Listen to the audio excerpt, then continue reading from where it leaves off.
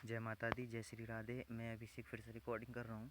पिछले मैंने जो रिकॉर्डिंग की उस रिकॉर्डिंग में रिकॉर्डिंग होते होते और अपने आप जो है रिकॉर्डिंग बंद हो गई थी और मैं 3-4 मिनट तक ऐसे ही बात करता रहा, लेकिन वो बातें रिकॉर्ड नहीं हुई।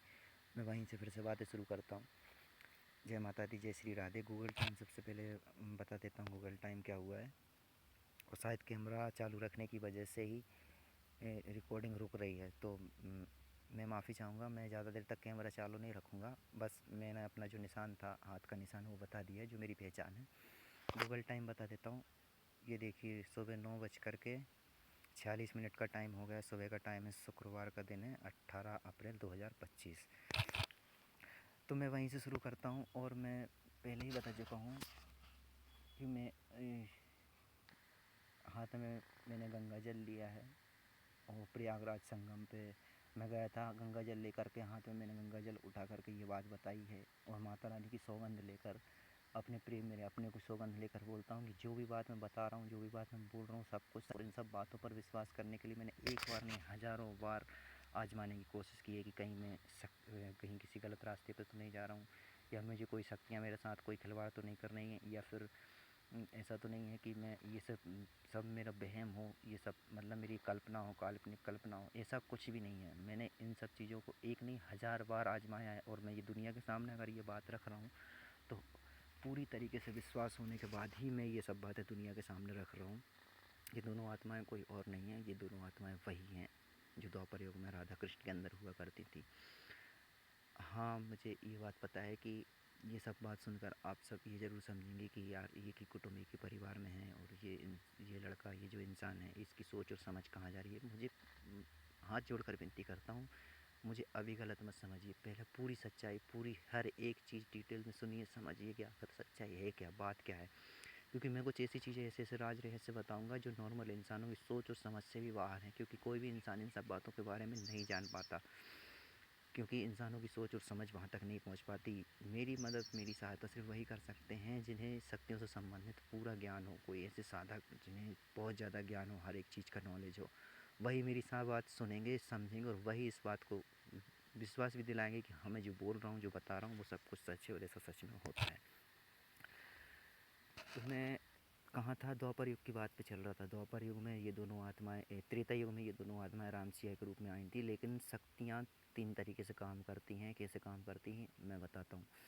जब मेरी आत्म शक्ति जागृत हुई थी तब मैंने देखा था कि मेरी दिव्य दृष्टि भी खुली, और ये बात स्वाभाविक है। ये बात जो साधक है, जो पूर्ण ज्ञान जिनके पास होगा, वो इस बात को प्रूफ देंगे कि हाँ, जब आत्मा जागृत हो जाए, यदि 40 से 45% से ऊपर, यदि 50% तक आदमी, इंसान की आत्मा जागृत हो जाए, तो उसकी दिव्य दृष्टि खुलने लगती है।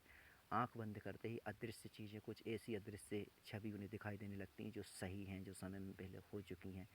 और अगर कुछ ज़्यादा ही हो जाए तो आने वाले समय में भविष्य की कुछ छवि भी इंसानों को दिखाई देने लगती है कि आगे ऐसा होने वाला है। लेकिन उतना मेरे साथ नहीं हुआ था, लेकिन उस समय की बातें मैं भूल चुका हूँ। लेकिन पिछला पहले जो क्या हुआ था, वो सब बातें मुझे कुछ याद थी, इसलिए मैंने वो सब बातें किताब में लिख ली। और मैं बताता हूँ कि शक्तियाँ किस तरीके से काम करती हैं। जब मेरी आत्मशक्ति जागृत हुई थी, लगभग 1.5-2 साल होने वाला है, उस टाइम मुझ पर किसी प्रकार का कोई बंधन नहीं लगा था। तो मुझे रोने की आवाज़ें आया करती थी। मैं सुनता था, बहुत ध्यान से सुनता था, तो कोई रोता था, बहुत तेज़ रोने की आवाज़ आया करती थी कि जैसे कोई बहुत ज़्यादा दुखी हो, कोई रो रहा है, परेशान है, लेकिन कोई उनकी मदद नहीं कर रहा और वो रोए जा रहे हैं। बहुत से रोनों की आवाज़ आया करती थी। तो मैं अपनी आँख बंद करता था।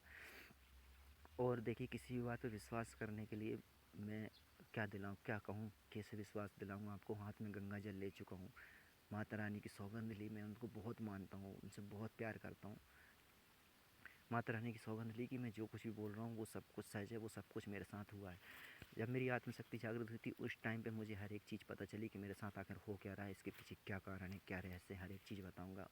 उस टाइम जब मेरी आत्मशक्ति जागृत अवस्था में थी, तब मेरे साथ क्या होता था, मैं देखता था कि जब मैं अकेला एकांत में रहता था, मतलब किसी भी मनुष्य, पशु पक्षी या जीव जंतु से जब मैं दूर रहता था अकेले एकांत में, तो मुझ पर मेरी आत्मशक्ति का प्रभाव बहुत ज़्यादा हुआ करता था। मतलब बहुत ज़्यादा, इतना ज़्यादा कि फिर मैं अपने कंट्रोल में नहीं रहा करता था। और मैंने लगभग 4 से 5 महीने, 6 महीने किसी साधारण इंसान की तरह नहीं, एक एक दिव्य पुरुष, मतलब किसी एक भगवान की तरह अपनी ज़िंदगी जी है मैंने। मतलब आप सब कल्पना भी नहीं कर सकते, सोच भी नहीं सकते कि एक नॉर्मल इंसान और एक दिव्य शक्ति की विचारधारा, उनकी जीवन यापन करने की तरीका, उनकी सोच समझ, उनके विचार में ज़मीन और आसमान का फ़र्क है। बहुत फ़र्क होता है। बात करने के तौर तरीके, उनकी विचारधाराएँ हर तरीके की बिल्कुल सबसे अलग होती हैं। हम इंसानों की आज जो सोच है, जो समझ है, वो सबसे गिरी हुई लेवल की सोच और समझ है। मैं ये नहीं कह रहा हूँ, किसी भी का भी अपमान नहीं कर रहा हूँ, लेकिन जो सच्चाई है वो बता रहा हूँ कि दिव्य शक्तियों की, ईश्वर की विचारधारा हम सबसे बहुत ज़्यादा ऊंची, बहुत ज़्यादा ऊपर की सोच समझ वो रखते हैं। उस समय की मेरी विचारधारा ऐसी हुआ करती थी। और मैं अनुभव करता था कि जब मैं अकेला एकांत में रहा करता था, तब मुझे मेरी आत्मशक्ति का प्रभाव ज़्यादा होता था। और जब भी कोई व्यक्ति, कोई मनुष्य, कोई भी पशु पक्षी या जीव जंतु मेरे पास में आता था, तो मुझे एहसास होता था कि किसी के साथ सिर्फ अच्छी ही नहीं, कोई बुरी शक्तियाँ भी उसके साथ मेरे पास आ रही हैं। और मुझ पर से वो प्रभाव हटता था, मतलब मैं कमज़ोर पड़ता था। मुझ पर जो आत्मशक्ति का प्रभाव रहता था वो धीरे धीरे कम होता था।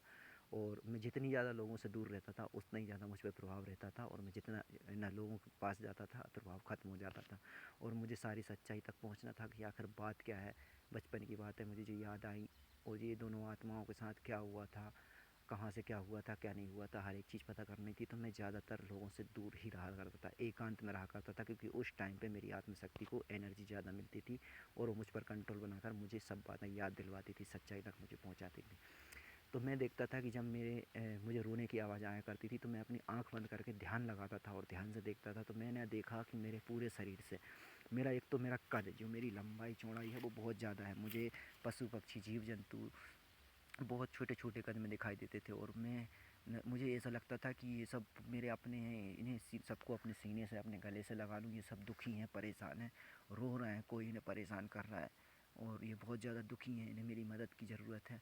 और मैं रोता था कि मैं इन सब के लिए कुछ कर नहीं पा रहा हूँ। मेरे आँखों से आंसू की धार बहती रहती थी कि ये सब मेरे अपने हैं, दुखी हैं, परेशान हैं, कोई इन्हें परेशान कर रहा है, कोई इन्हें जानबूझकर गलत रास्ते पर लेकर जा रहा है, लेकिन मैं इनकी कोई मदद नहीं कर पा रहा हूँ। मैं रोता रहता था बस। और मैंने देखा कि मुझे जो रोने की आवाज़ आया करती थी, वो रोने की आवाज़ें कहाँ से आया करती थी। तब मैंने इन सब चीज़ों पर ध्यान दिया कि रोने की आवाज़ें कहाँ से आ रही, क्यों आ रही, इसके पीछे क्या कारण है। कारण मैं बताता हूँ, इसके पीछे क्या होता है। शक्तियाँ जो हैं, 3 तरीके से काम करती हैं। पहली चीज़, शक्तियाँ खुद सामने आकर, इंसानों के सामने आकर अपना काम करती हैं। ये दुनिया, ये संसार शक्तियों से भरा पड़ा है। अच्छी शक्तियों से लेकर बुरी शक्तियाँ, सभी प्रकार की शक्तियाँ इस दुनिया में हैं। सच कहूँ तो शक्तियों में, इस संसार में शक्तियों की इच्छा के बिना इस संसार में पत्ता भी नहीं हिलता। हवा की झोंके से लेकर पानी की लहर तक, इंसान की सोच समझ से लेकर के इंसान में आने वाले हर एक परिवर्तन में शक्तियों का ही हाथ है। यहाँ तक कि रोगी होना, बीमार होना, इंसान की सोच समझ में परिवर्तन आना, लड़ाई झगड़े होना, किसी के घर में खुशियाँ होना, किसी के जीवन में बहुत ज़्यादा प्यार, खुशियाँ होना, किसी के घर में दरिद्रता से लड़ाई होना, दरिद्रता होना, हर एक चीज़ में शक्तियों का ही प्रभाव है। इस संसार में शक्तियों की इच्छा के बिना पत्ता भी नहीं हिलता। ये सब बातें मुझे उस समय पर पता चली। शक्तियाँ 3 तरीके से काम करती हैं। पहला, वो खुद सामने आती हैं, लेकिन इंसानों को सिर्फ इस बात पे विश्वास नहीं होता कि शक्तियाँ है ही नहीं, भगवान है ही नहीं, क्योंकि ना तो वो किसी को दिखाई देते हैं, ना वो किसी को सुनाई देते हैं। लेकिन सच चीज़ होती हैं, हर एक चीज़ होती हैं। सच्चाई ये है कि हम इंसान उन शक्तियों को ना तो देखने और ना ही सुनने समझने के काबिल हैं। कुछ साधक ऐसे होते हैं जो सीखते हैं, जिनके पास कुछ ऐसी विधि होती हैं, कुछ कुछ मतलब मंत्र वगैरह कुछ ऐसे होते हैं जिससे वो सिद्ध कर लेते हैं, जागृत कर लेते हैं, जिसके ज़रिए वो दिव्य शक्तियों से संपर्क साध पाते हैं, उनसे बात कर पाते हैं। ये बात सच्चाई है। लेकिन नॉर्मल इंसान इन सब बातों पर इसलिए विश्वास नहीं करता, क्योंकि ना तो उन्हें भगवान दिखाई देते हैं, ना ही उन्हें ये अदृश्य चीज़ें सुनाई देती हैं, इसलिए वो विश्वास नहीं करते। लेकिन सब चीज़ होती हैं। सच्चाई ये है कि हम इंसान इस काबिल नहीं है कि हम उनसे संपर्क साध पाएँ। वो हमेशा आसपास हमारे 24 घंटे इर्द गिर्द ही रहते हैं, बस हम उन्हें देख और सुन समझ नहीं पाते। ये सच्चाई, ये रियलिटी। शक्तियाँ 3 तरीके से काम करती हैं। क्योंकि जब मुझे रोने की आवाज़ आया करती थी, तब मैंने हर एक चीज़ की बहुत गहराई से पता की कि क्यों रोते हैं, आखिर इसके पीछे कारण क्या है। सबके पीछे सिर्फ और सिर्फ एक ही कारण है। ये दुनिया सतयुग से आज इस कलयुग में इस जगह पर आकर बैठी है, इसका सिर्फ और सिर्फ एक ही कारण है कि सभी को उनकी सभी को उनकी आत्माओं की पूरक आत्माओं से दूर कर दिया गया है। पूरक आत्माओं से दूर करने के बाद उनकी आत्माओं पर बंधन लगाए गए। क्योंकि जब कोई आत्मा अपनी पूरक आत्मा से दूर हो जाती है, तो वो कमज़ोर हो जाती है, और उस अवस्था में तंत्र मंत्र, टोने टोटके और साधन, ऐसी बहुत सी क्रिया विधि हैं जिससे उन पर बंधन लगाया जा सकता है। बंधन लगाने के बाद, और इंसान उनकी आत्मा को बंधन बांधने के बाद, इंसान के दिमाग को दूसरी शक्तियाँ कंट्रोल करती हैं, अपने हिसाब से पूरा ज़िंदगी उन्हें जीवन भर चलाती हैं। बस इंसान को ये समझ में नहीं आता कि मुझ पर शक्तियाँ किस प्रकार से असर कर रही हैं। शक्तियाँ असर करती हैं, इंसान को सिर्फ यही लगता है कि मैं हमेशा से ऐसा ही था और मुझ में कोई परिवर्तन नहीं आया, मुझ में कोई चेंजेस नहीं आया, मैं हमेशा से ऐसा ही था और ऐसा ही हूँ, मुझ में कोई परिवर्तन नहीं आया, मुझ पर कोई शक्ति का प्रभाव नहीं है, मैं एक नॉर्मल इंसान हूँ। लेकिन ये सच सच नहीं है, क्योंकि शक्तियाँ बहुत धीरे धीरे असर करती हैं इंसान के शक्तियाँ सीधा कुछ शक्तियाँ इंसान के दिमाग को कंट्रोल करती हैं, जो दिमाग को कंट्रोल करने के बाद उसकी विचारधारा बदलती हैं, और कुछ शक्तियाँ इंसान के सीने में, इंसान के हृदय में, मतलब जो सीना होता है उसके अंदर बैठती हैं, उसके अंदर बैठ करके इंसान की विचारधाराएँ, उनके रंग रूप और उनकी चाल ढाल से लेकर बहुत सी परिवर्तन उनमें लेकर के आती हैं। बस ये होता है कि ये परिवर्तन धीरे धीरे धीरे धीरे बदलता है इंसान में, इसलिए इंसान को समझ में नहीं आता कि हमारे अंदर कुछ चेंजेस हो रहा है, लेकिन चेंजेस होता है, ये सब शक्तियों के प्रभाव से ही होता है। तो जब वो आत्माएँ रोती थी, आत्मा, हाँ वो आत्माएँ हैं जिन्हें मुझे रोने की आवाज़ आया करती थी, मैं जब देखा कि मैंने अपनी दिव्य दृष्टि मेरी थोड़ी थोड़ी जागृत अवस्था में आ चुकी थी, और ये बात हर कोई इंसान विश्वास नहीं करेगा, लेकिन जो साधक हैं, जिन्हें शक्तियों से संबंधित पूरा ज्ञान है, वो इस बात को विश्वास करेंगे, उन्हें इस बात के बारे में ज़रूर पता होगा कि जब यदि इंसान की आत्मशक्ति जागृत अवस्था में आ जाए, लगभग 40 से 50% या उससे ज़्यादा अगर इंसान की 40 जागृत अवस्था में आ जाए, तो स्वाभाविक है कि इंसान की दिव्य दृष्टि खुलने लगती है। और दिव्य दृष्टि जिस तरीके जितनी ज़्यादा आत्मशक्ति जागृत अवस्था में होती है, दिव्य दृष्टि उतनी ही ज़्यादा खुलती जाती है। होता क्या है कि जब दिव्य दृष्टि खुलती है तो एक धुंधली सी छवि, आंख बंद करते ही हमें कुछ चित्र, मतलब कुछ अदृश्य दृश्य, कुछ मतलब जिस तरीके से कुछ धुंधली सी छवि हमें दिखाई देती है। और यदि वहीं आत्मशक्ति जागृत अवस्था में और ज़्यादा तेज़ी से जागृत अवस्था में हो जाए, ज़्यादा ही हो जाए, तो जो पिछला हुआ वो तो ठीक है, लेकिन जो आगे आने वाला समय में है, जो भविष्य है, वो उसकी भी कुछ छवियाँ दिखाई देने लगती हैं। लेकिन उतना मेरे साथ नहीं हुआ है, और शायद हुआ भी तो था तो शक्ति का प्रभाव मुझ पर इतना ज़्यादा था कि वो हटने के बाद मैं सब बातें भूल चुका था। जो भी बातें मुझे याद थी मैंने अभी इस किताब में लिख ली है, और बहुत सी बातें मुझे मुखाग्र याद है, लिए मैं लिखी नहीं है, क्योंकि बहुत सी बातें पता है मुझे, लेकिन मैं हर एक चीज़ लिख के नहीं रख सकता। बहुत कुछ बातें मैंने याद रखी हैं, और वो मुझे शायद हमेशा याद रहेंगी। मुझे मैंने देखा कि आँख बंद करके जब मुझे रोने की जी आवाज़ें आया करती थी, मैंने देखा कि मेरा रूप जो है बहुत बड़ा है, मेरा कद बहुत बड़ा, बहुत ऊंचा है, और मेरे पूरे शरीर से दिव्य रोशनी फेंक रही है। सब में पशु पक्षी जीव जंतु मुझे छोटे छोटे नज़र आ रहे हैं, सब पे इतना दया, इतनी इतनी इतना प्यार आ रहा है, इतनी करुणा। मेरे आँखों से आंसू बहते थे कि ये सब दुखी परेशान है, कोई इन्हें परेशान कर रहा है, लेकिन उनकी कोई मदद नहीं कर पा रहा हूँ। मेरा ध्यान गया इस ओर कि ये रोती क्यों है, कौन रो रहा है आखिर। ये सब तो मुझे दिख रहे हैं कि चल फिर रहे हैं, घूम फिर रहे हैं, लेकिन इन सब तो मुझे रोती हुई नहीं दिख रहा है, फिर ये रोने की आवाज़ें कहाँ से आ रही। तो मैंने और भी ज़्यादा गहरा ध्यान दिया, तो मैंने देखा कि ये सब रोने की आवाज़ें उन इंसान पशु पक्षी के अंदर से ही आ रही हैं, और ये कोई और नहीं, इंसानों के अंदर जो आत्माएं हैं वो रो रही हैं। क्यों रो रही हैं, इन सब के पीछे सिर्फ एक ही कारण है कि उन्हें उनकी पूरक आत्मा से दूर कर दिया गया। दूर करने के बाद उन्होंने अपनी शक्ति, अपना अस्तित्व, अपना पहचान खो दी। उन्हें उनकी अपनों से दूर कर दिया गया, जो उनकी पूरक शक्ति थी उन्हें उनसे दूर कर दिया गया, बंधन में बांध दिया गया। वो कमज़ोर हैं, दुर्बल अवस्था में हैं, और उनके शरीर को कोई दूसरी शक्तियाँ नियंत्रण में लेकर अपना काम करवा रही हैं, अपने हिसाब से अच्छे बुरे कर्म करवा रही हैं। और शरीर जो भी कर्म करे, चाहे अच्छा हो या बुरा, कर्म से जो भी शरीर करता है उसका परिणाम आत्मा को ही भुगतना पड़ता है। फिर अगर अच्छा कर्म करता है शरीर, तो उसका परिणाम आत्मा भुगतती है आने वाले समय में या फिर मृत्यु के बाद। और अगर बुरा कर्म करता है तो उसका परिणाम भी आत्मा को ही भुगतना पड़ता है। और इंसान जाने अनजाने शक्तियों के प्रभाव में आकर किसी न किसी तरीके से बुरा कर्म कर जाता है, जिसका परिणाम आत्मा को भुगतना पड़ता है, और वो रोती रहती हैं। और साथ ही वो अपने से दूर हो जाती हैं, उसके अपने से दूर हो जाती हैं, उन्हें बहुत दुख होता है। किसी के अपने को किसी अपने से दूर करने का दुख क्या होता है, ये वही समझ सकता है जो किसी को बहुत ज़्यादा प्यार करता हो।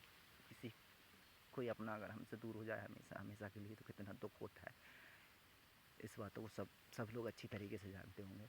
तो वो रोने की जो आवाज़ें आया करती थी, वो उन्हीं आत्माओं को रोने की आवाज़ें आया करती थी। और तीसरी चीज़ की दिव्य शक्तियाँ हैं, वो रोया करती थी, दिव्य शक्तियों की रोने की आवाज़ें आया करती थी। अब मैं बताता हूँ कि कलयुग की कुछ ऐसी सच्चाई मैं आपको बताऊँगा जिस पर कोई विश्वास नहीं करेगा, लेकिन मैंने हाथ में गंगा जल लिया है, माता रानी की सौगंध ली है। माता को मैं बहुत मानता हूँ, उनसे बहुत प्यार करता हूँ। मेरे जो अपने हैं उनकी मैंने सौगंध ली है, जिनसे मैं प्रेम करता हूँ, जिनसे प्यार करता हूँ, उनकी सौगंध ली है कि मैं कुछ भी झूठ नहीं बोलूँगा, कुछ भी ज़्यादा नहीं बोलूँगा। जो सही है, जो सच में मेरे साथ हुआ है, जो सच्चाई मुझे पता चली है वही बताऊँगा। ऐसा नहीं है कि कुछ भी नमक मिर्च मसाला लगा कर के ज़्यादा कुछ बताऊँगा, नहीं। मैं क्योंकि मैं जानता हूँ कि अगर मेरी एक-एक कही बात बहुत ज़्यादा मायने रखाएगी, बहुत ज़्यादा मायने रखाएगी। अगर मैंने कुछ भी गलत बोला, कुछ भी झूठ बोला तो इसका प्रभाव बहुत ज़्यादा गलत पड़ेगा। इसलिए मैं वही बताऊँगा जो सच्चाई है, जो सच में मेरे साथ हुआ और जो सच हो रहा है। कुछ दिव्य शक्तियाँ भी हैं जिनके रोने की आवाज़ें मुझे आया करती थी। दिव्य शक्तियाँ क्यों रोती हैं? क्या कोई विश्वास कर सकता है कि कोई भगवान रो रहा हो? यही कलयुग की सच्चाई है कि बहुत सी दिव्य शक्तियाँ भी रोती हैं। लेकिन एक परिवार का जो मुखिया होता है, जैसे भगवान हम सबके रक्षक हैं, उन्हें हम अपना भगवान मानते हैं। एक परिवार का मुखिया है वो।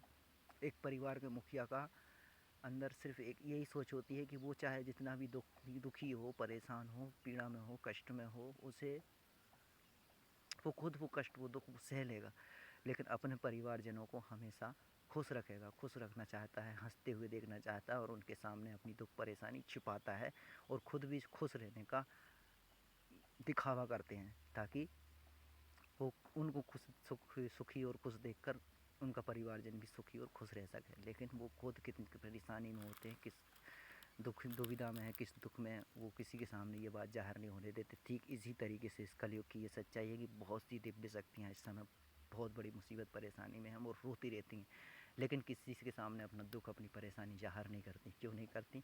क्योंकि उन्हें विश्वास है कि साधारण से मनुष्य हमारी मदद सहायता नहीं कर पाएंगे, क्योंकि यहाँ बहुत बड़ी बड़ी शक्तियाँ काम कर रही हैं, प्रचंड शक्तियाँ यहाँ काम कर रही हैं, जिसके सामने इंसान उनके सामने कुछ भी नहीं है, कुछ भी नहीं कर पाएंगे। बस इसी आशा उम्मीद पर रहती हैं कि कहीं से कोई एक जोड़ा आ जाए, दिव्य शक्तियों का जोड़ा, जो खुद बन जाए जोड़ा, खुद की आत्मशक्ति भी जागृत कर ले, खुद भी सही रास्ते पर आए, जो जोड़े बिछड़ गए उनको भी सही कर ले, और हमें जो विवश किया जा रहा है, ये बात सच है। ये कलयुग की सच्चाई है कि बहुत सी दिव्य शक्तियों को मजबूर किया जाता है, उन्हें बंधन में बांधा जाता है, किसी न किसी तरीके से विवश किया जा रहा है कि वो गलत कर्म करें, और वो गलत कर्म करने पर विवश होती हैं। जानते हैं कि वो गलत कर्म कर रहे हैं, लेकिन फिर भी विवश हैं, मजबूर हैं, किसी न किसी तरीके से उन्हें मजबूर किया जाता है कि तुम्हें ये काम करना होगा।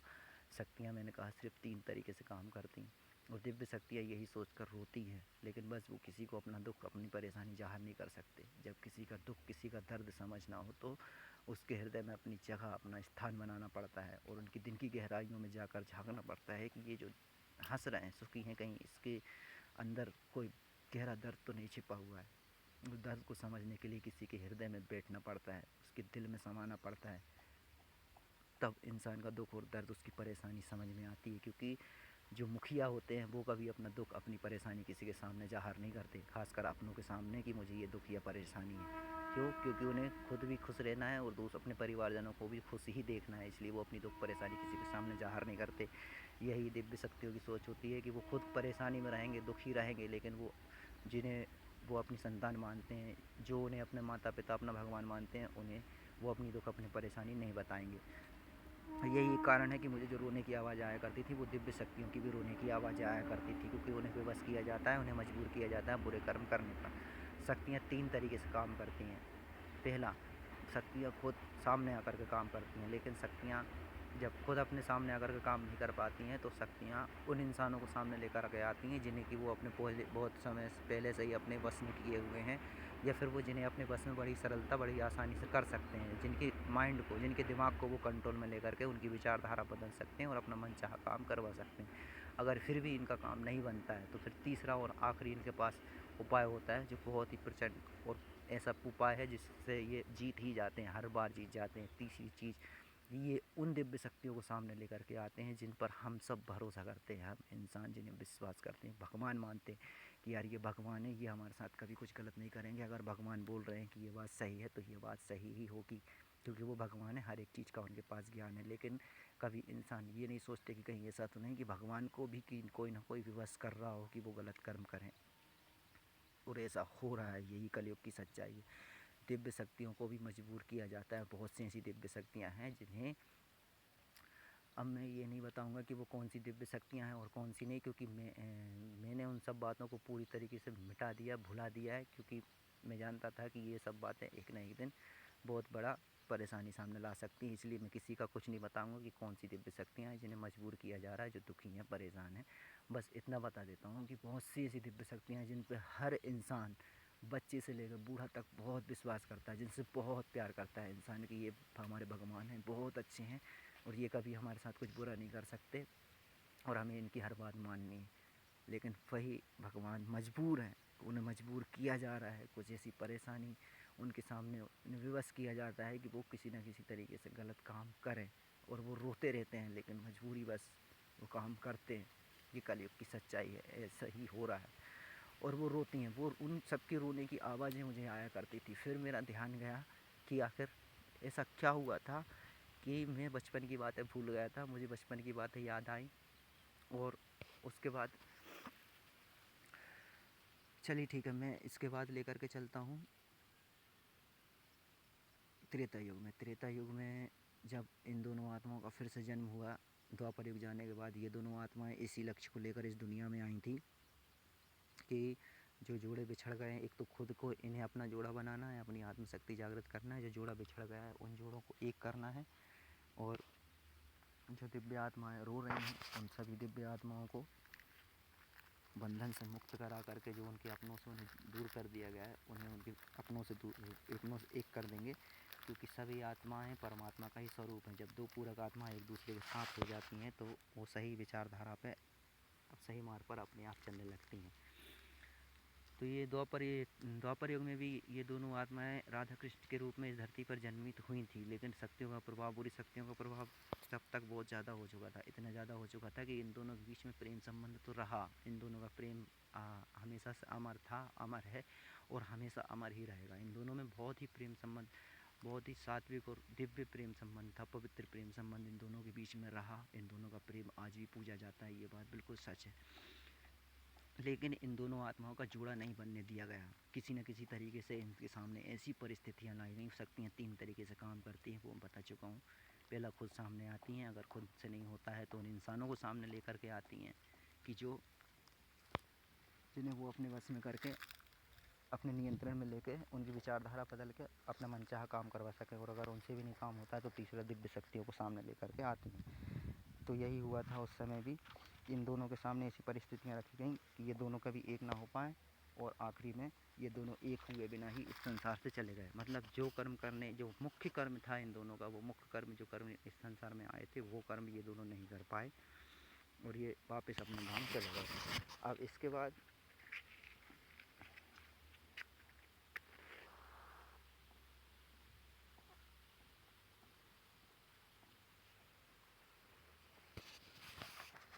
बाद मेरा ध्यान गया कि कहीं ना कहीं से मुझे ये बातें पता चली हैं, मैंने भी देखी सुनी है और किसी ने अगर बताया है, और सभी इन बातों के बारे में बोलते हैं। साधु संत ज्ञानी मुनि महात्मा भी यही बात बोलते हैं कि सुना है कि ये जो जोड़े थे, जो द्वापर युग में, त्रेता युग में राम सिया और राधा कृष्ण के रूप में आए थे, ये कलयुग में आएंगे, लेकिन ये कलयुग के आखिरी समय में आएंगे। तो मैंने सोचा कि अगर ये बात सच है कि हम दोनों के अंदर वही आत्मा है, तो फिर ये इस दुनिया में इस समय पे कैसे आ गई और इन दोनों आत्माओं की शक्तियाँ एकदम से इतनी कमज़ोर कैसे हो गई? आखिर बात क्या है, इन सब के पीछे कारण, रहस्य, राज्य क्या है?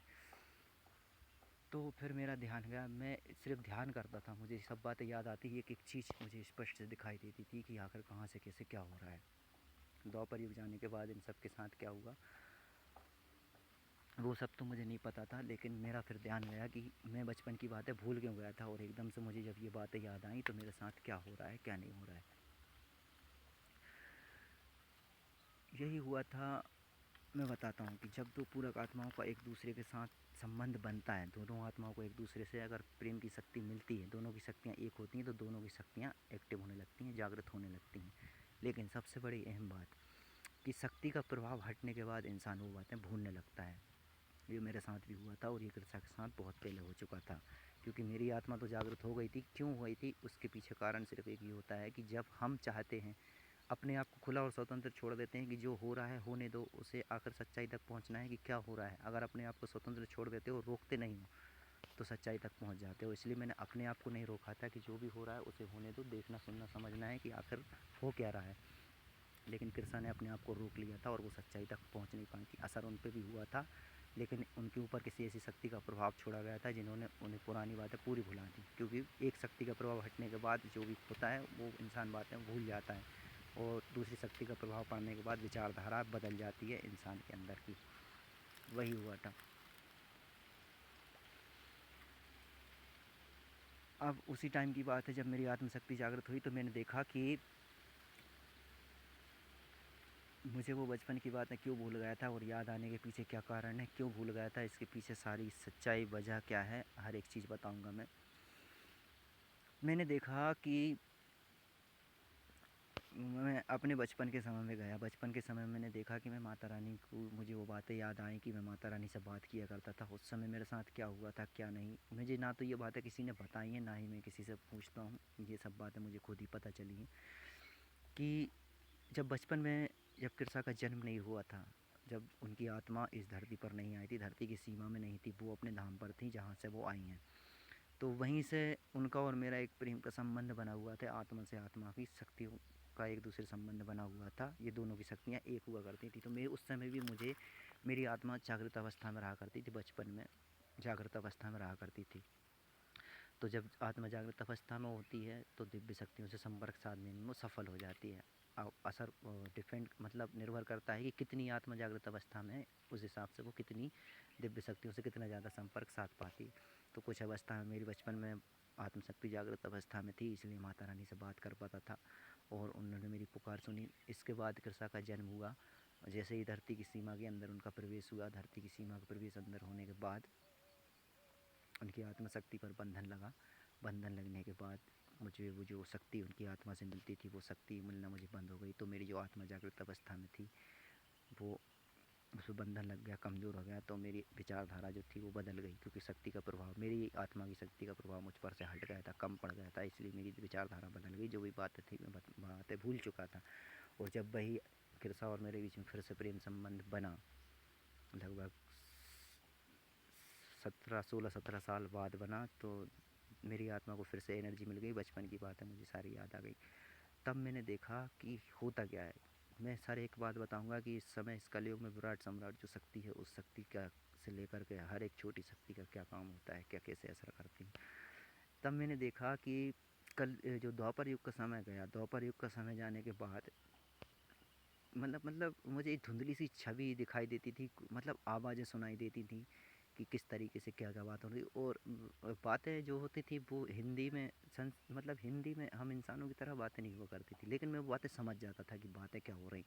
मैं वो बातें बता रहा हूँ हिंदी में कि उन बातों का मतलब क्या था, लेकिन मुझे वो समझ में आती थी कि आखिर बात क्या हो रही है। संस्कृत टाइप की भाषा हुआ करती थी और उसी टाइप में सब बातें किया करते थे। तो द्वापर युग जाने के बाद में मैंने देखा, मुझे याद आई कि कहीं एक, मतलब मीटिंग, कोई सभा होती है ना, जैसे सभा टाइप की कोई मीटिंग लगाई गई। और उसमें कुछ थे जिन्होंने कहा कि हमें भी इस धरती पर राज करना है, हमें भी मौका मिलना चाहिए, मतलब समय मिलना चाहिए कि हम भी कुछ कर सकें, हमें भी इस दुनिया पर राज करने का हक है, अधिकार है। तो समय दिया गया उनको कि हाँ ठीक है, तुम अपनी करना चाहते तो कर लो, लेकिन इंसानों को इतना परेशान मत करो।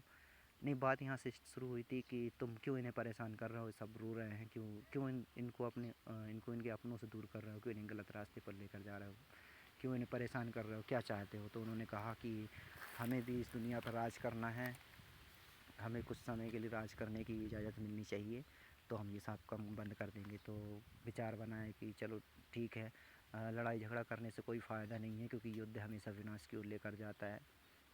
तो इन्हें एक निश्चित समय दे दिया जाए कि इतने समय तक ये ऐसा करते रहें, मतलब इतने समय तक ये अपनी धरती पर अपना राज चलाएं।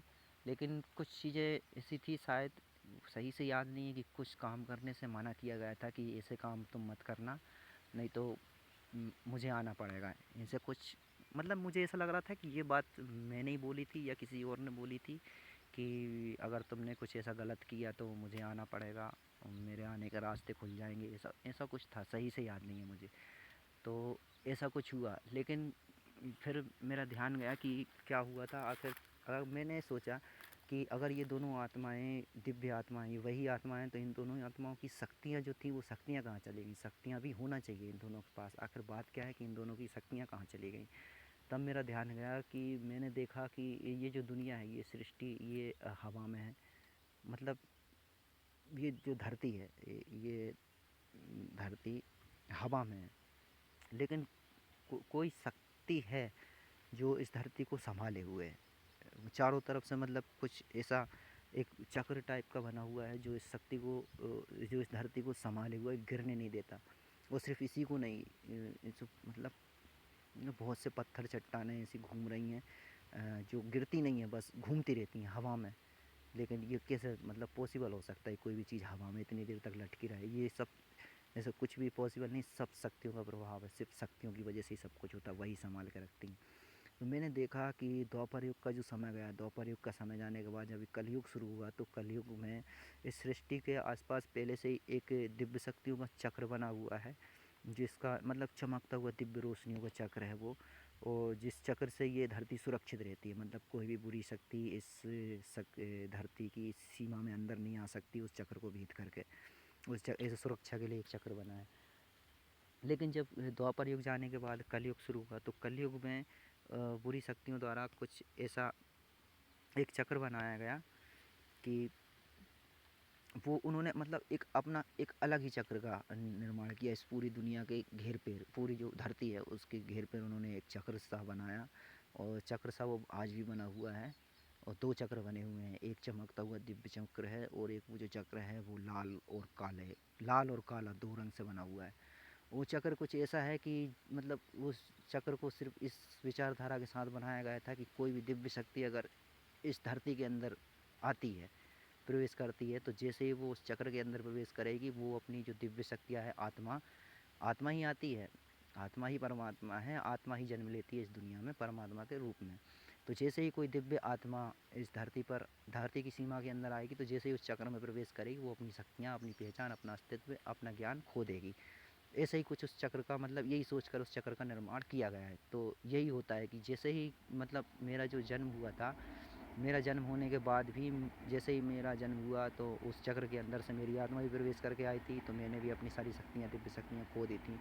इसके बाद माता रानी की कृपा से माता रानी ने मुझे थोड़ी सी शक्ति कुछ ऐसी दी जिससे मेरी आत्मा थोड़ी सी जागृत अवस्था में हो सकी, और मेरा और मेरी पूरक आत्मा, मतलब जो कृष्णा के अंदर आत्मा है, उन दोनों के बीच प्रेम का संबंध बनाया, दोनों की शक्तियों को एक किया। तो थोड़ी सी जागृत अवस्था में मेरी आत्मा आई, जिससे मैं माता रानी से संपर्क साध पाया, उनसे मेरी बातें हुई, और कृष्णा का जन्म इस दुनिया में नहीं हुआ था। इसके बाद माता रानी ने कहा कि बचपन में बातें बताता हूँ कि मेरी माता रानी से क्या बातें हुआ करती थी। मैं बहुत छोटा था तो मैं रोता था, तो जब भी मैं रोता था तो मेरे पास एक माता जी की छोटी सी फ़ोटो हुआ करती थी, जैसे सिर पर सवार होती है ना, सिर वाली मैया, उनकी फ़ोटो हुआ करती थी, और मैं उनसे ही बात करता रहता था। उनसे इतना प्यार, इतना लगाव था, ऐसा लगता था कि ये मेरी माँ, मतलब जैसे मेरी मम्मी हुआ करती थी, मुझसे बहुत प्यार करती थी, ऐसा लगता था कि ये भी मेरी मम्मी है। और मैं हमेशा, मम्मी मेरी उस समय पे काम पे जाया करती थी। मैं छोटा था तो घर पे अकेले भी रहा करता था, और कभी बहन भी साथ में रहा करती थी। लेकिन मैं जब मैं रोता था तो अकेला रहता था, तो मम्मी नहीं रहती थी, तो मैं बस उन्हीं फ़ोटो से बात करता रहता था, बताता रहता था कि ये परेशानी है, वो परेशानी है। फिर वो मुझे सपने में दिखाई देने लगी, तो उन्होंने मुझसे पूछा कि क्यों रोता रहता है बेटा, क्या परेशानी है? मैंने कहा माँ, मुझे अच्छा नहीं लगता इस दुनिया में, कहाँ भेज दिया मुझे, मुझे नहीं रहना, मुझे वापस बुला लो। तो बोले तुझे किसी काम से भेजा है? मैंने बोला भैया क्या काम है, क्या कर सकता हूँ मैं? बोले बता इस दुनिया में क्या चल रहा है। ऐसी बहुत सी बात हुई, तो मैंने उन्हें ये बताया था कि भैया ऐसा लगता है कि जैसे इस दुनिया में जो इंसान है, इन इंसानों को कोई शक्तियाँ कंट्रोल कर रही हैं। क्योंकि पता नहीं क्या हो जाता है, अपने आप इंसान एकदम से इतने इतने बौखला जाते हैं, इतने पागल हो जाते हैं, लड़ाई झगड़े करते हैं, स्त्रियों महिलाओं को बहुत ज़्यादा परेशान करते हैं। मुझे बहुत दुख होता है, और रोती हैं, परेशान होती हैं, बहुत मेहनत करती हैं, फिर भी उन्हें बातें सुनने को मिलती है जैसे इंसान पता नहीं पागल से हो जाते हैं, उन्हें कोई शक्तियाँ उन्हें कंट्रोल कर लेती हैं। तो माता जी ने कहा कि ये बात सच है की शक्तियाँ इस दुनिया पर कंट्रोल कर रही हैं, और वो इंसानों को गलत रास्ते पर लेके जा रही हैं। बोले तुझे कुछ करना है तो ठीक कर सकता है। मैंने बोला भैया मैं क्या कर सकता हूँ, मैं एक साधारण इंसान हूँ। बोले तू साधारण नहीं है, तू खुद को भूल गया है, लेकिन तू पहचान जाएगा। बोले मैंने बोला भैया तो तुम ही है, जाओ मैं क्या कर सकता हूँ, तुम सब कुछ ठीक कर देना, तुम भी यहीं रहना, मैं भी यहीं रहूँगा। बोले मैं उसे भेज रही हूँ जो हमेशा से तेरे साथ है, जब तुम दोनों एक होगे तो तुझे सारी सच्चाई, सारे राज पता चल जाएंगे, और जब तुम दोनों एक हो जाओगे तो तुम सब कुछ ठीक कर पाओगे। तो ऐसी बहुत सी बात हुई। मैंने कहा भैया अगर नहीं मिली तो? बोले तेरी नीति, तेरे भाग्य तुझे उस तक लेकर जाएगा, तुम दोनों को एक होना है, एक होना पड़ेगा। मैंने कहा ठीक है। और भी बातें हुई थी। और वो धीरे धीरे फिर माता रानी से संपर्क टूट गया। बोले मैं उसे भेज रही हूँ जो हमेशा से तेरे साथ है। इसके बाद लगभग मैं धीरे धीरे सब बातें भूल गया। फिर जब कृष्णा से और मेरा प्रेम संबंध बना, तब मुझे सारी बातें समझ में आई कि बात आखिर क्या थी। जब कृष्णा का जन्म नहीं हुआ था, उस टाइम कृष्णा की आत्मा अपने धाम पर थी। वहाँ से कृष्णा की आत्मा में शक्तियाँ थीं, मतलब उनकी पूरी दिव्य शक्तियाँ उनके पास थीं। तो वो वहीं से मुझे अपनी शक्ति प्रदान कर रही थी। हम दोनों की आत्मा का संबंध बना हुआ था, इसलिए मेरी आत्मा बचपन में जागृत अवस्था में थी। लेकिन जब उन्होंने जैसे ही कृष्णा की आत्मा अपनी जो घर है, अपना जो धाम है, वहाँ से निकल करके जैसे ही इस धरती की सीमा में उन्होंने प्रवेश किया, तो वो जो कलयुग में जो एक चक्र बना हुआ है, जो चक्र, उस चक्र के अंदर जैसे ही उन्होंने कृष्णा की आत्मा ने अंदर प्रवेश किया, तो उनकी जो दिव्य शक्तियाँ थीं, वो दिव्य शक्तियाँ भी उन्होंने खो दी। उनकी अस्तित्व, उनका पहचान जो भी था, वो उन्होंने खो दिया। और मेरे अंदर, मेरे और कृष्णा के बीच में जो, हम दोनों की आत्माओं के बीच में जो एक संबंध बना हुआ था, एक दूसरे को शक्ति प्रदान करने का, जो एक दूसरे की मतलब प्रेम का संबंध बना हुआ था, वो संबंध कहीं ना कहीं से किसी तरीके से कमज़ोर पड़ गया था। तो मुझे और उन्हें दोनों को शक्ति मिलना कमज़ोर हो गई थी, तो इसलिए मैं बचपन की बात है वो भूल गया था। अब मैंने देखा कि हर एक चीज़ बताऊंगा मैं, ये सब बातें किताब में भी लिखी हुई हैं, वही मैं अभी रिकॉर्डिंग कर दूंगा।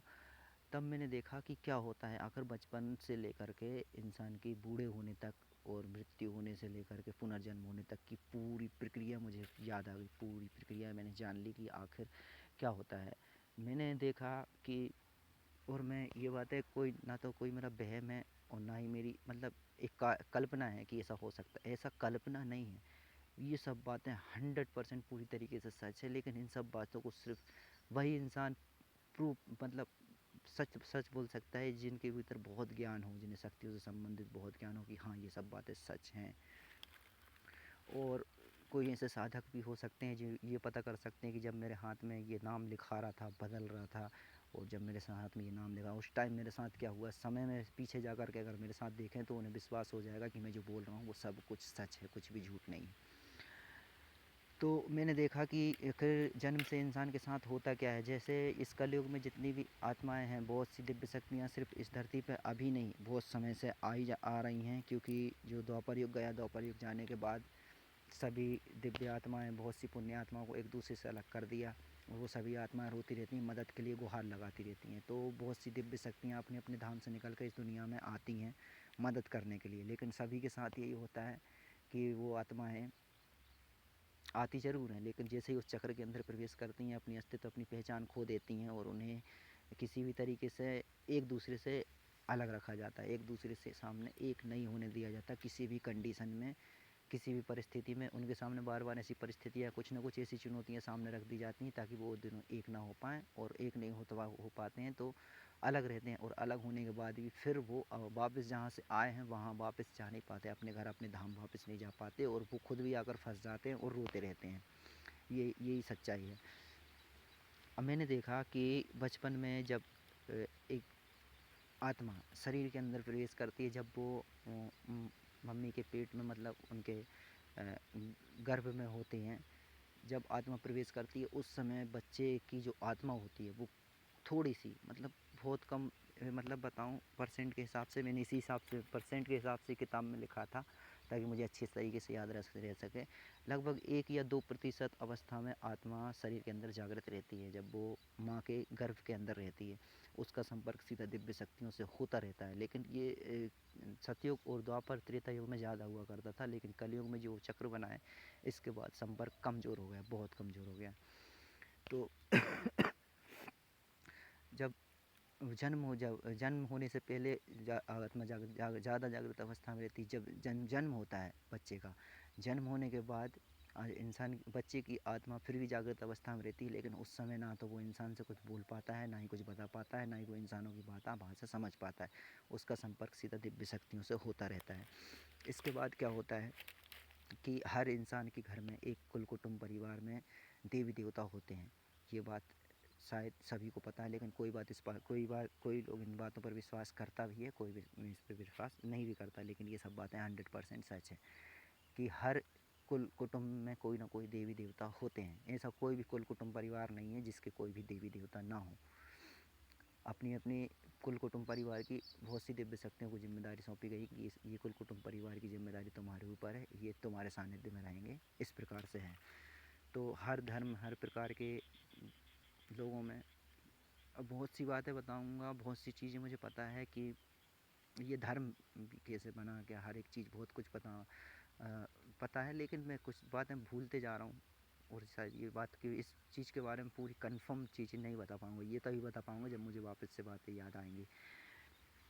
अभी मैं बताता हूँ कि जब जन्म होता है, इसके बाद सभी के देवी देवता हैं और सब यही कहते हैं कि भैया हमारे बच्चे का जन्म हुआ। मतलब भगवान से बोलते हैं, देवी देवताओं से, कि भगवान हमारे कुल कुटुंब परिवार में इस बच्चे का जन्म हुआ, लड़का या लड़की जो भी है, तो इसकी सुरक्षा करना आपकी जिम्मेदारी है, हमें इसे आपके हवाले सौंपते हैं, इसकी सुरक्षा रखिए, इसे अच्छे रास्ते पर चलाइए, सब यही करते हैं। तो सबके कुल कुटुंब परिवार के जो देवी देवता होते हैं वो क्या करते हैं मैं बताता हूँ। वो इंसान की अंदर जो आत्मा होती है उस आत्मा पर लगाते हैं बंधन लगाते हैं। बंधन लगाने के बाद उसकी आत्मा को एक सुला दिया जाता है, मतलब इस तरीके से बेहोश तरीके से कर दिया जाता है। बेहोश होगा, बेहोश होने के बाद उसके दिमाग को उसके दिमाग पे अपनी शक्तियों का असर करके उसे अपने कंट्रोल में लेकर पूरी ज़िंदगी उसे अपने हिसाब से चलाते हैं। अब ऐसा क्यों करती हैं दिव्य शक्तियाँ? क्या आपको ऐसा ज़रूर लगा होगा कि दिव्य शक्तियाँ गलत कर रही हैं? गलत नहीं करती हैं, वो मैं बताता हूँ पूरी सच्चाई। जब जब इस दुनिया में, इस सृष्टि पे कोई आत्मा रोती है, कोई भी आत्मा अगर रोती है, तो इस सृष्टि पे, इस दुनिया पे उसका बहुत गलत प्रभाव पड़ता है, बहुत गलत प्रभाव पड़ता है। और गलत प्रभाव ना पड़े इसलिए देवी देवता आत्मा पर बंधन लगाते हैं, क्योंकि आत्मा जब भी इस धरती पर जन्म लेती है तो वो रोती है। सबसे पहले रोती है। क्यों रोती है? क्योंकि उसने अपनी शक्तियाँ खो दी, अपना अस्तित्व, अपनी पहचान खो दी, और जिस अपने के साथ वो हमेशा से रही उसका वो अपना उससे दूर हो गया, तो वो उसका रोना स्वाभाविक है, वो रोती है। उसे उस रोने से बचाने के लिए दिव्य शक्तियाँ उसकी आत्मा पर बंधन लगाती हैं। बंधन लगाने से वो हो जाती है मूर्छित, बेहोश टाइप की हो जाती है, कि उसे मूर्छित कर दिया, फिर वो रोना धोना बंद कर देती है। रोना धोना बंद करने के बाद, इसके बाद फिर बच्चा थोड़ा सा बड़ा होता है, लगभग 2-3 साल से ऊपर होने के बाद फिर उसकी आत्मशक्ति जो थी वो तो बंध चुकी है, खुद की आत्मशक्ति इंसान की बंध चुकी है। वो आत्मा सिर्फ इतना ही काम कर रही है कि वो इंसान को सिर्फ जीवन दे रही है, और यहाँ शरीर अपनी आत्मा को बस सुरक्षा दे रहा है, इतना ही काम करता है, इससे ज़्यादा काम नहीं करता है। क्योंकि वो बेहोश टाइप की हैं, मतलब उसमें शक्ति ताकत नहीं है, वो सो रही हैं। आत्मा हमेशा शरीर के अंदर ऐसे ही रहती है। इसके बाद जब बच्चा बड़ा होता है, लगभग 2 ढाई 3 साल के बाद, फिर वो परिवारजनों से, जिनके साथ वो रहा, जिस माहौल में वो रहा, जो उसने पढ़ा सुना लिखा, जो उसे समझाया गया, जो उसे बताया गया, जिस रास्ते पर उसे चलना सिखाया गया, उस रास्ते पर बच्चा चलता है, पलता है, बड़ा होता है। और जिस माहौल में वो रहा, जिन इंसानों के बीच वो, जिस परिस्थिति, जिस माहौल में वो रहा, उसी के हिसाब से अपने आप को बनाता है कि मुझे इन्हीं के साथ रहना है, तो मुझे इन्हीं के हिसाब से चलना है। और फिर वो पूरा जीवन उन्हीं देख देख के दूसरों के तरीके से, और कुछ अपना दिमाग लगाकर पूरी ज़िंदगी चलता है। और एक दिन समय आता है कि वो इस दुनिया से प्रस्थान कर जाता है। लेकिन आत्माएं फिर भी रोती रहती हैं। मैंने कहा था कि आत्माएं अगर जन्म लेती हैं, एक नहीं हो पाती, तो फिर वो दोबारा अपने घर नहीं जा पाती। इसके पीछे का क्या कारण है मैं बताता हूँ, आत्माएं क्यों रोती रहती हैं। क्योंकि मुझे हर एक चीज़ की, मैंने गहराई तक, सच्चाई तक पहुँच गया था। क्या होता है कि आत्मा जब जन्म लेती है, वो आती है किसी न किसी लक्ष्य, किसी कारण से इस दुनिया में आती है कि मुझे ये काम करना है। लेकिन वो तब तक वो काम नहीं कर पाएगी जब तक वो अपनी खुद की पहचान, जब तक वो, मतलब खुद अपने पैरों पे खड़ी नहीं हो जाएगी, आत्मा हो या इंसान, जब तक वो खुद अपने पैरों पे खड़ा नहीं हो पाएगा, जब तक वो दूसरों के लिए कुछ क्या कैसे कर पाएगा। तो सबसे पहले उसका टारगेट यही होता है कि मुझे मेरी पूरक आत्मा शक्ति से, जो किसी के अंदर होगी, बस उस तक किसी भी तरीके से पहुंच जाऊं, और पहुंचा दे मुझे कोई, जिससे मुझे ताकत, एनर्जी मिल सके, ताकि मैं अपने शरीर पर कंट्रोल बना करके और अपने आप को खुद भी खड़ा हो सकूं, और जो परेशानी चल रही है, जो दुख परेशानी है, जो गलत हो रहा है, उसे भी ठीक और सही कर सकूं। लेकिन ऐसा हो नहीं पाता, क्योंकि ये किसी भी इंसान के लिए पॉसिबल नहीं है, किसी भी इंसान के लिए ये बात पॉसिबल नहीं है। और देवी देवता भी शायद यहाँ तक इंसान की मदद नहीं कर पाते हैं कि उस इंसान के अंदर जो आत्मा है, उसकी पूरक आत्मा किस शरीर के अंदर है, इस सच्चाई तक कोई पहुँच नहीं पाता। लाखों करोड़ों अरबों खरबों साल निकल जाते हैं, जब इस दुनिया में ऐसा कोई समय आता है कि कोई पूरक आत्मा उसकी पूरक आत्मा तक पहुंच जाती है, ढूंढ लेती है कि उसकी आत्मा की पूरक आत्मा कौन सी है। मैं जानता हूँ कि इन सब बातों पर कोई भी इंसान विश्वास नहीं करेगा कि ऐसा कुछ हो भी सकता है, क्योंकि ऐसा किसी के साथ मुझे नहीं लगता कि ऐसा किसी के साथ कुछ हुआ हो, क्योंकि द्वापर युग जाने के बाद, शायद ही द्वापर युग के पहले से ही ऐसा किसी के साथ हुआ नहीं होगा जैसा मेरे साथ हुआ है। क्योंकि जो जोड़े हैं, जो पूरक आत्मा है, वो मिल नहीं पाती कभी, कुछ ना कुछ कारण ऐसे आ जाते हैं कि ये कभी मिल नहीं पाते, लेकिन वो मुझे मिला, इसलिए मेरे साथ ये सब कुछ हुआ। क्योंकि मुझे नहीं लगता कि किसी और के साथ ये सब कुछ हुआ होगा, क्योंकि ऐसा किसी के साथ हो नहीं पाता, कोई किसी से मिल नहीं पाता, कुछ ना कुछ परेशानियाँ आती रहती हैं। तो जब दो पूरक आत्माएं एक दूसरे के से मिलती हैं तो दोनों की आत्मशक्ति जागृत होने लगती है। जो उनकी शक्तियां थीं जो नष्ट हो गई थी, जो वो भूल गए थी, वो शक्तियां उन्हें वापस मिलने लगती, क्योंकि एक दूसरे से इन्हें ताकत मिलती है। और जो बंधन वगैरह जिनके ऊपर जो लगाए गए हैं, ये बंधन भी अपने आप खुलने लगते हैं। अब क्या होता है कि मैं बताता हूँ जन्म से लेकर पुनर्जन्म तक की पूरी कहानी की आखिर होता क्या है। इंसान का जन्म होने के बाद आत्मशक्ति बंध जाती है, इसके बाद आत्मा हमेशा मूर्छित अवस्था में रहती है। इंसान जो भी कर्म करता है, अच्छे या बुरे, इंसान से शक्तियाँ करवाती हैं, अच्छे या बुरे जो भी कर्म करवाना है। कर्म करने के बाद इंसान का क्या होता है कि जो भी शरीर कर्म करता है उसका फल आत्मा को भुगतना पड़ेगा, अच्छा कर्म करे या बुरा कर्म करे। यदि अच्छा कर्म करता है तो अच्छे परिणाम, बुरा कर्म करता है तो बुरे परिणाम उसकी आत्मा को मिलने हैं मृत्यु के बाद। अब होता क्या है कि आत्मा ने जैसे जन्म लिया और उसकी पूरक आत्मा से उसका मेल नहीं हो पाया, उसकी पूरी जीवन निकल गया, लेकिन उसका जो शरीर था, उसका शरीर उस शरीर तक नहीं पहुंच पाया जिसके अंदर उसकी पूरक आत्मा थी, और वो दोनों आत्माएं एक दूसरे से अलग हो गई। अब इसके बाद क्या होता है कि विवाह वगैरह होते हैं, गठबंधन जो होता है, सभी को पता है कि गठबंधन होता है, लेकिन गठबंधन जो होता है वो दो शरीर का नहीं, दो आत्माओं का गठबंधन होता है। वो गठबंधन होने के बाद मतलब उनकी जो पूरक आत्मा थी, जो पूरक शक्ति थी, उनका गठबंधन उनके साथ नहीं हुआ, किसी और के साथ हुआ। किसी और के साथ होने के बाद गठबंधन उनके किसी और के साथ हुआ, पूरा जीवन वो दूसरे इंसानों के साथ रहे, दूसरी शक्तियों के साथ रहे, उन शक्तियों के साथ रहे जिनसे उनका कोई परिचय नहीं था। जो उनकी अपनी सी शक्तियाँ थीं उनसे वो दूर हो गए।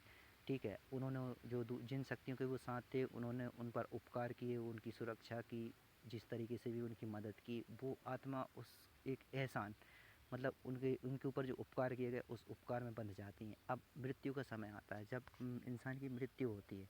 मृत्यु होने के बाद सभी को पता है कि कुछ न कुछ क्रियाकलाप, कुछ विधान होते हैं आत्मा को मुक्ति प्रदान कराने के लिए, कि ये इस तरीके से ऐसे ऐसे काम करना है तो आत्मा को मुक्ति प्रदान होगी।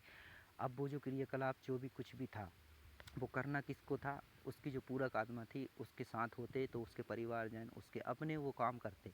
लेकिन वो काम करता कौन है? वो काम करता है कोई और दूसरा, क्योंकि उसका उसकी पूरक आत्मा के साथ मेल नहीं बन पाया, वो मेल बना किसी और के साथ।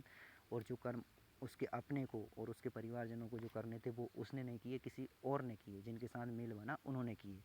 तो आत्मा उस उपकार में बंध जाती है कि मेरा जन्म हुआ था किसी और के साथ रहने के लिए, लेकिन मैं किसी और के साथ रहा, किसी और के साथ रही, और मेरे इनके मुझ पर इतने उपकार हैं कि इन्होंने मेरी ऐसी ऐसी सहायता, ऐसी ऐसी मदद की।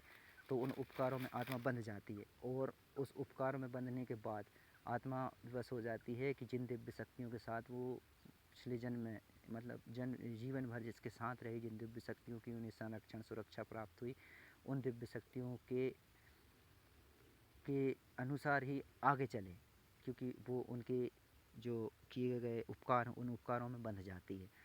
तो आत्मा इस बात पर मतलब निर्णय छोड़ देती है कि आपने मेरी इतनी मदद की, अब आप ही निर्भर करेंगे, और मेरे शरीर ने जो कर्म किए उस कर्मों के आधार पर और आपकी इच्छा पर मेरा आने वाला जो जन्म है वो निर्धारित होगा, कि अब आगे मेरा जन्म जो है वो किस योनि में होगा, कहाँ होगा। वो सब फिर कौन करता है?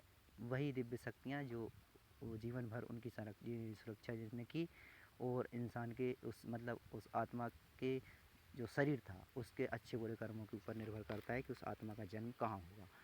तो ये तो पहले जन्म का था। आत्माओं को जो मौका होता है, यदि अपने धाम से निकलने के बाद वो इस दुनिया में उनका पहला जन्म होता है, तो पहले जन्म में ही उनके पास मौका होता है कि वो अपनी आत्मा की पूरक आत्मा तक पहुँच पाएँ।